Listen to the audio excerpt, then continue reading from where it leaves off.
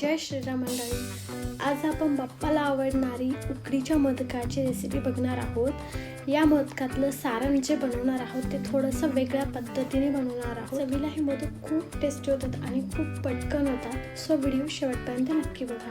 सर्वात आधी आपण सारण बनवूया. त्यासाठी मी ते पॅनमध्ये 1 ते 2 चमचे तूप टाकून घेते आणि 1.5 कप ओलं नारळ घेतलेलं आहे. हे आपण 1 ते 2 मिनिट छान परतून घेऊया. आणि इथे मी नारळ परतून घेतलेला आहे. आता यामध्ये मी 1 कप फणसाच्या गऱ्याचे तुकडे घातलेले आहेत. हेच तर मेन इन्ग्रेडियंट आहे या रेसिपीचं. यामुळे ना आपलं सारण एकदम भारी चविष्ट होते. आणि हे पण आपण छान 2 मिनिट परतून घ्यायचं आहे. आता यामध्ये आपण 1 कप गूळ टाकून घेऊया. तुम्हाला जर गोडाचं प्रमाण कमी करायचं असेल तर तुम्ही इथे पाऊण कप गूळ वापरू शकता. आता आपण हे छान परतून घेऊया. आपला गूळ पूर्णपणे मऊ होईपर्यंत आपल्याला हे परतून घ्यायचं आहे. आणि इथे गूळ छान मऊ झालेला आहे, मेल्ट व्हायला सुरुवात होत आहे. या स्टेजला मी अर्धा चमचा जायफळची पावडर टाकली आणि 1 चमचा मी इलायची पावडर टाकलेली आहे. हे हलकंसं घट्ट होत आलं की आपण इथे गॅस ऑफ करून घेऊया. अगदी 3 मिनिटात आपलं हे सारण तयार होते. आता इथे मी पॅनमध्ये अर्धा कप पाणी टाकून घेतले, अर्धा कप दूध टाकून घेते आणि 1 चमचा मी तूप टाकून घेते. यामुळे ना आपल्या मोदकाची पारी छान पांढरी शुभ्र होते. तुम्ही दुधाचा वापर पूर्णपणे करू शकता किंवा या पद्धतीने तुम्ही उकड काढून घेऊ शकता. यामध्ये मी 2 चमचे साखर टाकले. याचं कारण की जेव्हा आपण ते मोदक खाऊ त्याचं वरचं जे कोटिंग असतं ते खाताना खूप छान गोडसर लागतं. इथे दुधाला छान उकळी आलेली आहे. यामध्ये मी 1 कप तांदळाची पावडर टाकलेली आहे. तांदळाची पिठी टाकल्यावर आपल्याला हे पटकन मिक्स करायचं आहे. आणि इथे मी हे छान पूर्ण मिक्स करून घेतलेलं आहे. आता यावर झाकण ठेवून मी 5 मिनिट वाफवून घेते. आणि इथे 5 मिनिट झालेलं आहे. हे छान पीठ वाफल्या गेलेलं आहे. एकदा हे मी मिक्स करून झाकण ठेवून 2 मिनिट असंच बाजूला ठेवणार आहे. आणि इथे 2 मिनिट झालेले आहेत. बघू शकता आपली उकड मस्त वाफल्या गेलेली आहे. आपलं पीठ छान वाफल्या गेले. आता मी ते छोटा ग्लास घेतला आणि या ग्लासच्या साहाय्याने मी हे पीठ एकजीव करून घेते. अगदी हे गरम असतानाच करावं लागतं. गार झाल्यावर आपलं पीठ चांगल्या पद्धतीने एकजीव होणार नाही. मी ग्लासच्या साहाय्याने पीठ एकजीव करून घेतले आणि हाताने छान या पिठाला मळून घेत आहे. आणि इथे बघू शकता आपलं पीठ किती छान मळला गेले, मस्त मऊ झालेलं आहे.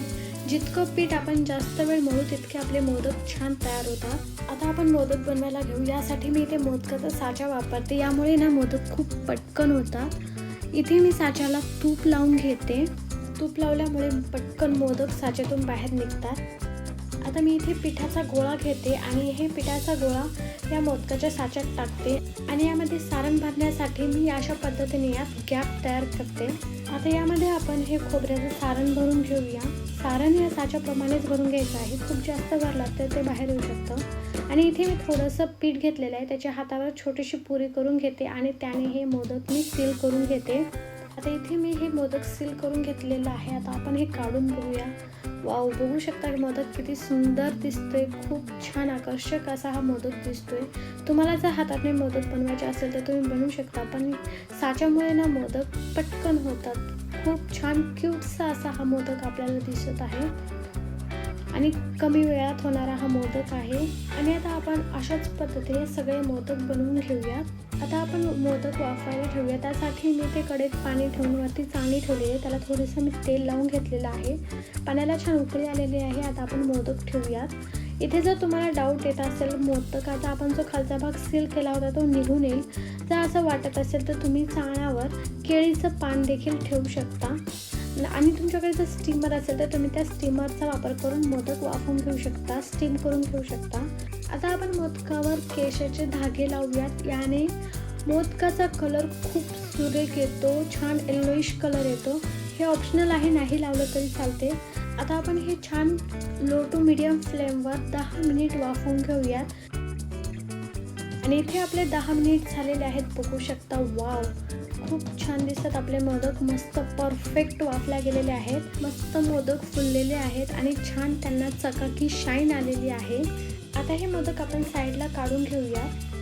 आणि इथे बघू शकता आपले मस्त एकदम छान टेस्टी गोड मोदक तयार झालेले आहेत. खूप सुरेख दिसतात आपले हे मोदक. आणि इथे मी छोटासा मोदक हाताने बनवलेला आहे. हा पण खूप क्यूटसा दिसतोय, छान दिसतोय. केशरचे धागे लावल्यामुळे मोदकाला अशी छान येलोइश धागा असा तयार झालेला आहे. खूप सुरेख दिसतोय. साचा वापरून जर तुम्ही मोदक करत असाल तर जेव्हा आपण ते मोदक सील करू तेव्हा तुम्ही ते व्यवस्थित पद्धतीने सील करा, म्हणजे ते मोदकापासून सेपरेट होणार नाही आणि एकदम छान परफेक्ट असा मोदक तयार होतो. तुम्ही इथे बघू शकता एकदम छान असा आपला मोदक तयार झालेला आहे. मोदकाच्या सारणामध्ये फणसाचे गरे वापरल्यामुळे या मोदकाची चव अफलातून लागते. एकदा तुम्ही ह्या पद्धतीने मोदक नक्की ट्राय करून बघा, खूप जास्त आवडतील. आय होप तुम्हाला आजची ही रेसिपी आवडली असेल. आवडली तर व्हिडिओला लाईक करा, शेअर करा आणि चॅनलवर नवीन असाल, अजून सबस्क्राईब केलं नसेल तर आधी सबस्क्राईब करा.